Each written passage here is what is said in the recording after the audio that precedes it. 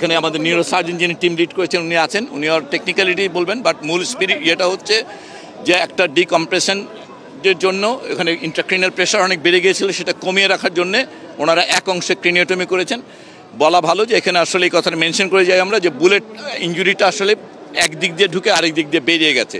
প্রাথমিকভাবে এইটুকু দুটোই দেখা যাচ্ছে, এন্ট্রি এবং এক্সিট। এছাড়া ভেতরে কোনো মেটেরিয়াল আছে কিনা সেটা এখনও নিশ্চিত করে বলা কঠিন, তবে ভেতর থেকে কিছু রেমনেন্টস পাওয়া গেছে যেটা বুলেট কাভারেজ হতে পারে।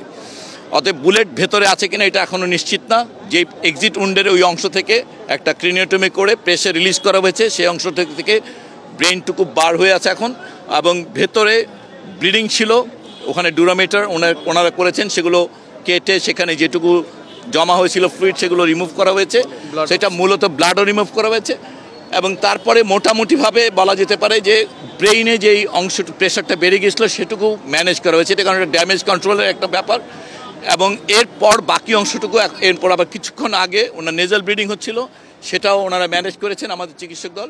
এখন এই মুহূর্তে ওনার হিমোডাইনামিক্যালি উনি উইথ মেডিকেশন স্টেবল আছেন, কিন্তু এটা আমরা বারবারই বলছি যে এটা খুবই কিছুক্ষণ থাকেন, আবার কিছুক্ষণ পরপরই এটা কমে যাচ্ছে বারবার।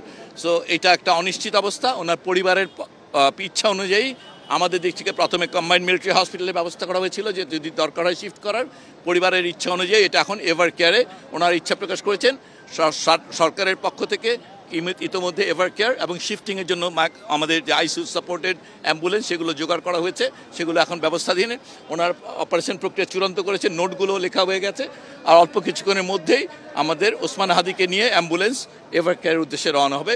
সবার কাছে দোয়া চাইছি, সারা বাংলাদেশের সকল মানুষ ওসমান হাদির জন্য দোয়া করবেন, এবং আমাদের চিকিৎসক দল যারা সাধ্যমতো চেষ্টা করেছেন ঢাকা মেডিকেল কলেজে, এবং লাস্ট একটি ব্লাড কানেক্ট করে দিয়ে ওনাকে স্টার্ট করা হবে।